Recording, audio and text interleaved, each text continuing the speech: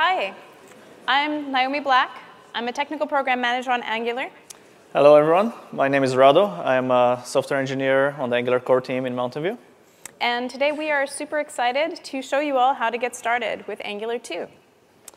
All right. So Angular 2 is known for its super heroic abilities. So today we're going to use Angular 2 to build an app that is centered around superheroes and choosing them and doing other awesome things with them in a short example.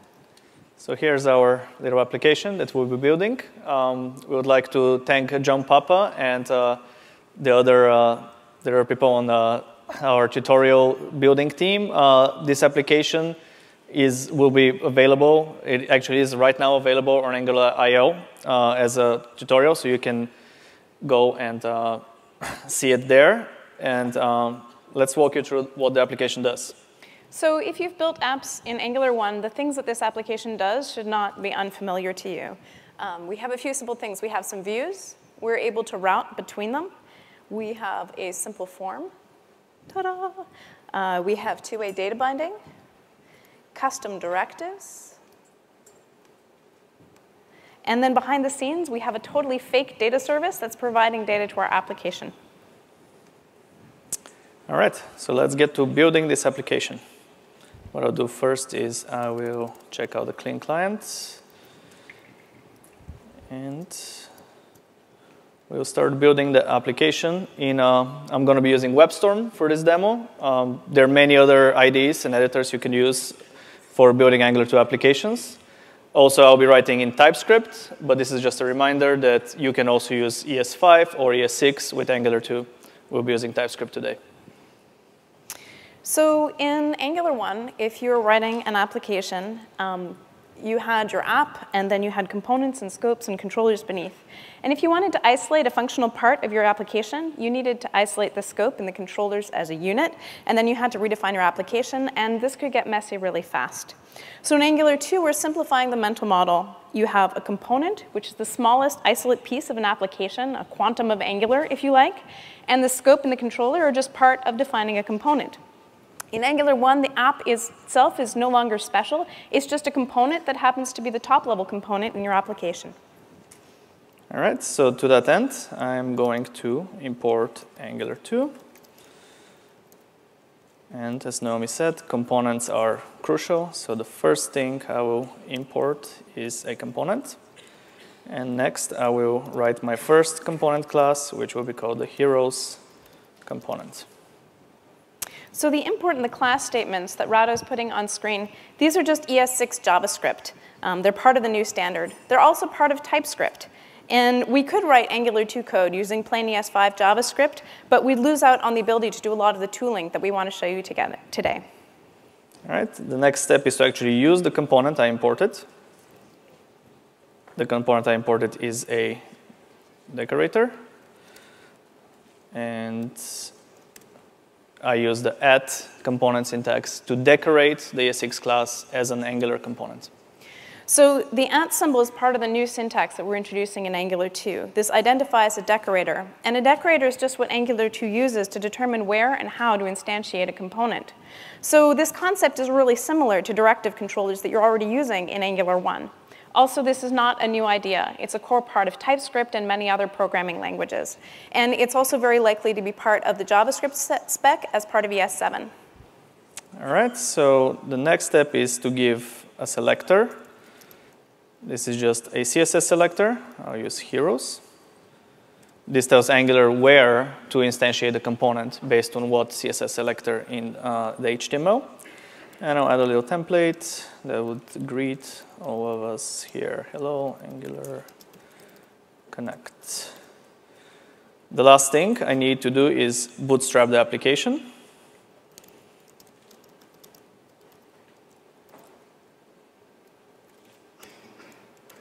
As Naomi said, applications, the application just, it's basically, we just need to tell Angular what is our top-level component, and the application will be bootstrapped. And our component is the heroes component. Did you notice WebStorm immediately automatically added the import statement? I didn't need to add it. This is one of the great benefits of having rich static type information. we can get auto-completions very nicely. And finally, in my index HTML, I need to use the selector tag that I wrote on my component. And I add a little bit of HTML that will be replaced when the component loads. All right, let's have a look in the browser. All right, so moment of truth. All right, hello, Angular Connect. Fantastic. So are you guys all following along? We haven't lost anybody yet? Nobody's leaving? All right, well, good news. We've all got started with Angular 2. You can go have some tea, have a snack. Upgrade your resumes. Yeah, upgrade your resumes. No, we're actually joking. This app has a single component, but it's kind of boring. It's not doing anything. So let's add some data. We have a fake data service that we mocked out, and Rado is going to pull it out of the oven and use it in our app. So here's our hero service, which provides data. It just provides a list of heroes for us. It is mocked out, but to make it feel a little like real production applications, it actually returns a promise, just as if it was doing an XHR. So right now, the service exists, but it's not connected to the component. So let's go back to the component. First thing I would do is I would tell Angular that this service is part of the providers for this component. So again, it's in red, and I just hit Alt-Enter. Automatically, the import statement appears, and the service is available. All right, so right now, I've told Angular that the service is provided to the component. Now I can start actually using it by adding in the constructor. So the hero service will be of type hero service. Angular will use this type information to inject the right service into the component. And for now, let's get the list of heroes. This is a promise. I will use ES6 fat arrow syntax to do something with the response. And let's just console log it for now.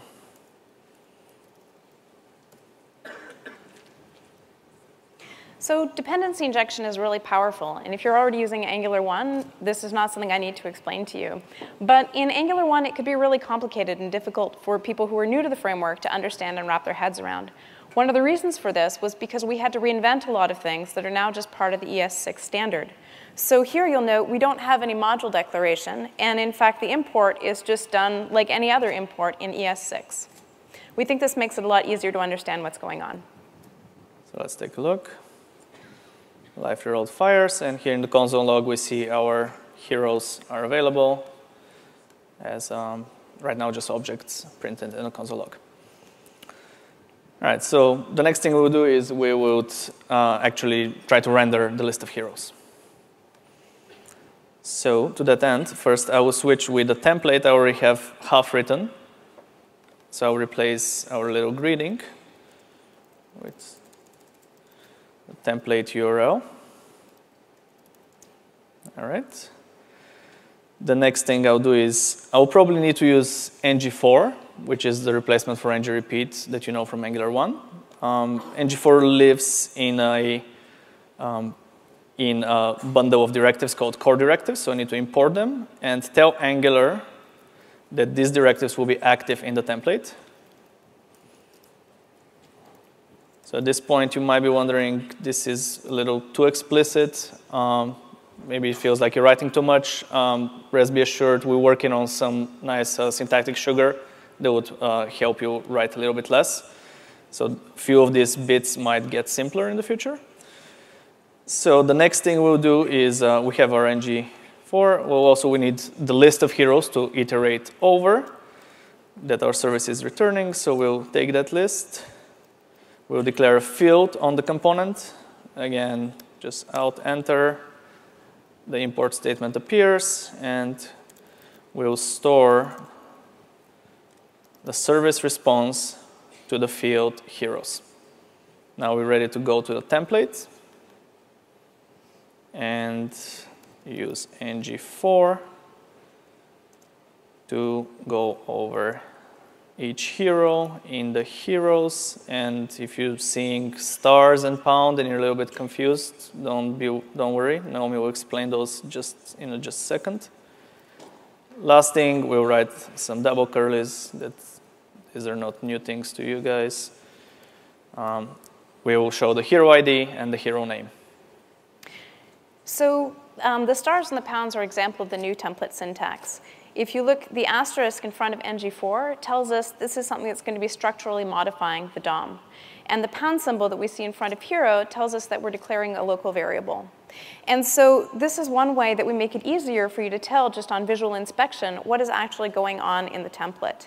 This is easier not just for people, but also for us to write tooling against. And if the syntax is new and it feels like a lot to remember, don't worry. We have a new cheat sheet that's on angular.io that you can find that will help you get up to speed on all the new terms.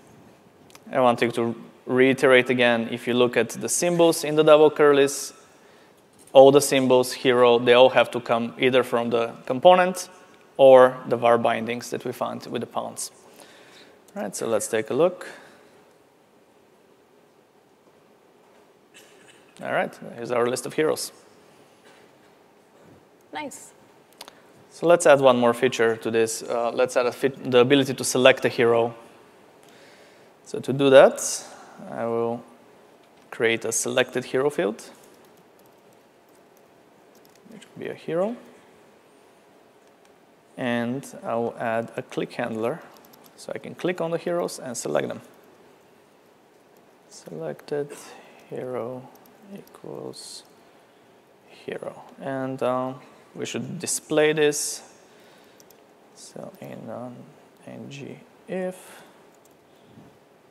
if we have a selected hero,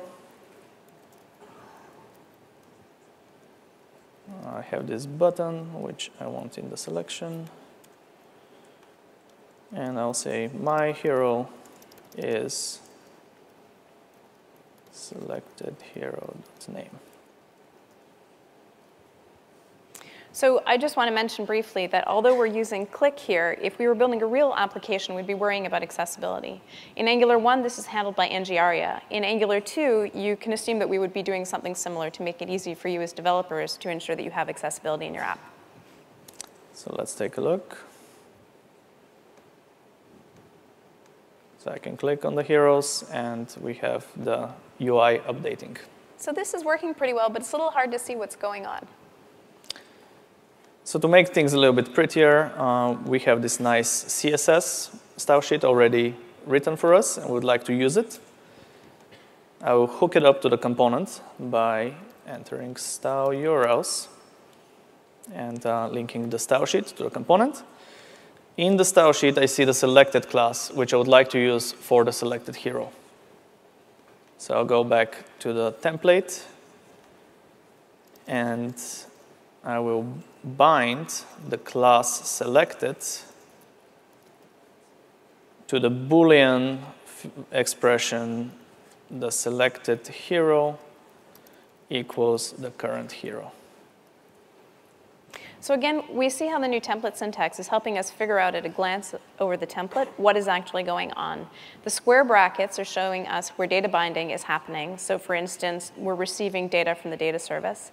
And the parens are showing us where event binding is happening. So for instance, something that happens in response to a change initiated by the user, for instance, clicking on the page. Okay, let's take a look.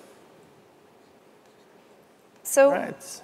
The UI looks a lot better, and the selected hero has this gray box.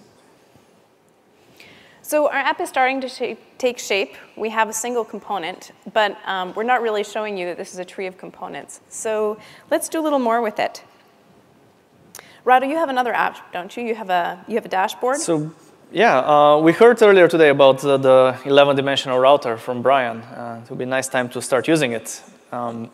So here I have the routes already, the route configuration already written.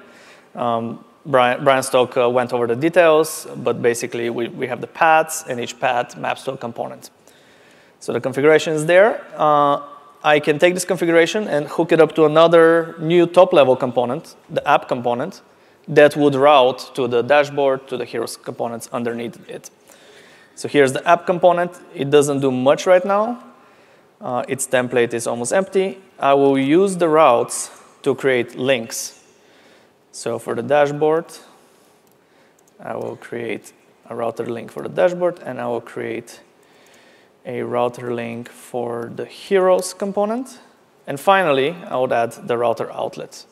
That is where the actual view would live. One last thing, the bootstrap needs to change because now the top level component is the app component.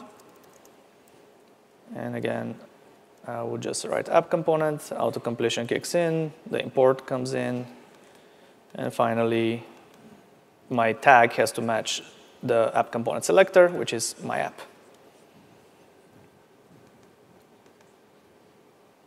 So what we're showing you here is conceptually very similar to what the router did in Angular 1. The difference is that here this has been modified to work with the idea of components, and the route outlet is just basically a placeholder in our template for where the results of that routing operation would be dropped in. So let's take a look. Oh, there it is. I can switch between the two routes. The URL changes. It's a little small, but take my word for it. And we have routing hooked up. So now we have a simple app that has two components, and we've showed you how routing works. Let's keep going. It would be nice if this view details button worked, so let's make it work. So right now, the view details button is there. Wrong component is right here. And it does nothing. It's just a button. So I'll add a little click handler. And I will go to detail. I will call go to detail method whenever this button is clicked. Next, I will go to the component, and I will route to the detail component. The detail component is already written. It's already present in our application. It's just we need to route to it. So to that end, I will import the router from Angular to router. Okay, so now it's available in our ES6 module. Next, I will add a private variable where to store the router. Okay, and finally, I'll add this go to detail method that I needed. And I will navigate the router.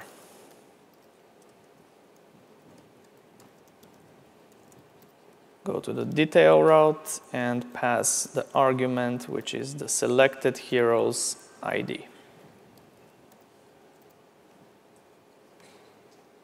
All right.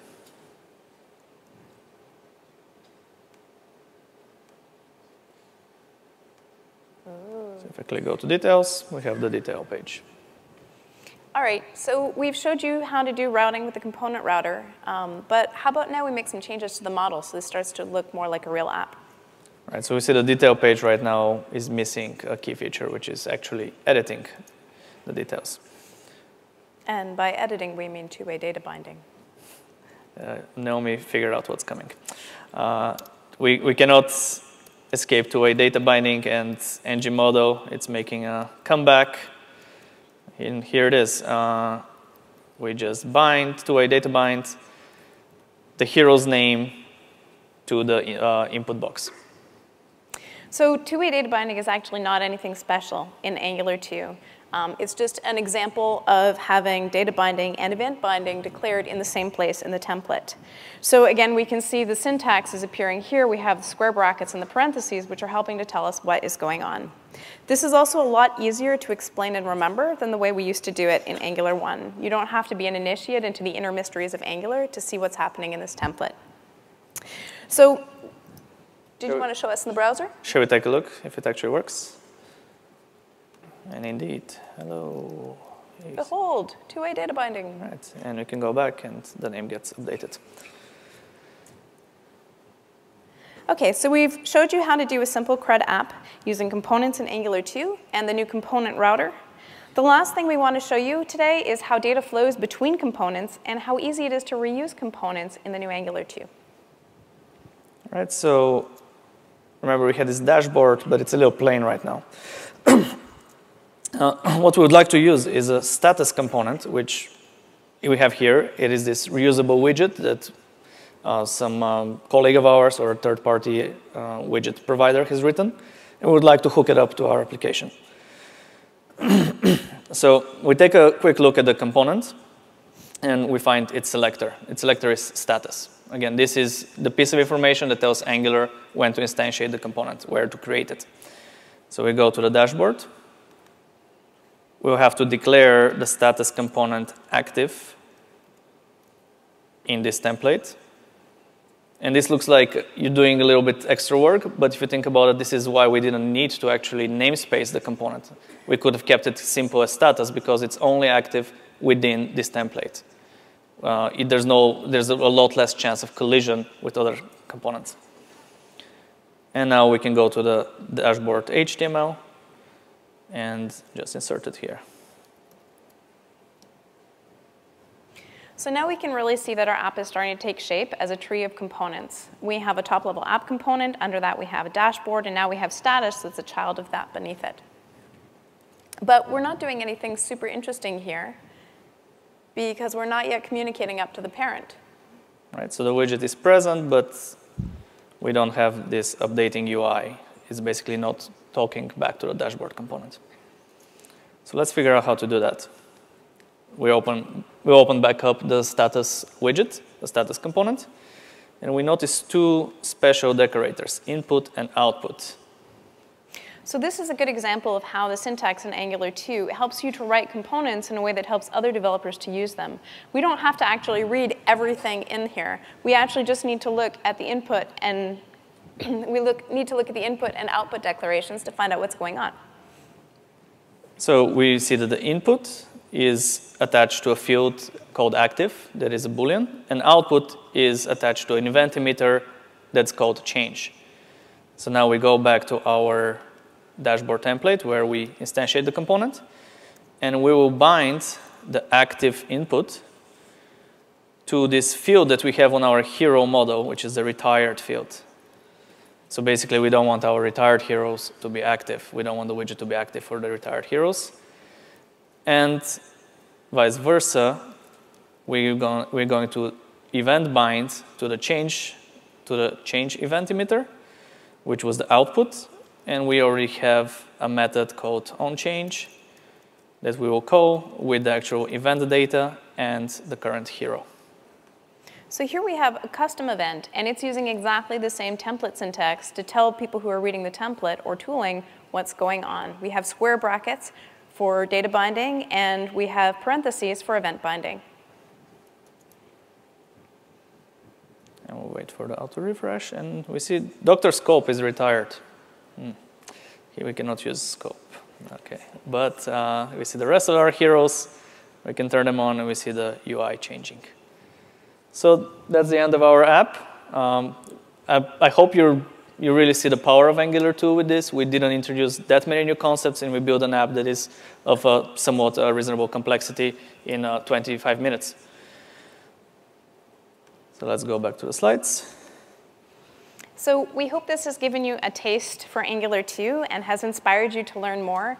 I would be remiss if I did not give a huge shout out to John Papa, who wrote the original example that we are showing you in this tutorial. And he also wrote the tutorials that appear on angular.io, where you can find this worked out in much greater detail on the main site. Also, a huge thank you to Ward Bell, who is leading our documentation efforts and has contributed a ton to the documents that I hope will help you all learn Angular 2. All right, and the first link is the link to these slides. From there, we can get all the other links. These are the links for the documentation and the cheat sheet that Naomi just mentioned. And finally, the GitHub repo is the exact copy of what I just went over. So feel free to go there. And from there, you can find a link to John's Papa original Tour of Heroes. Thank you so much. Thank you.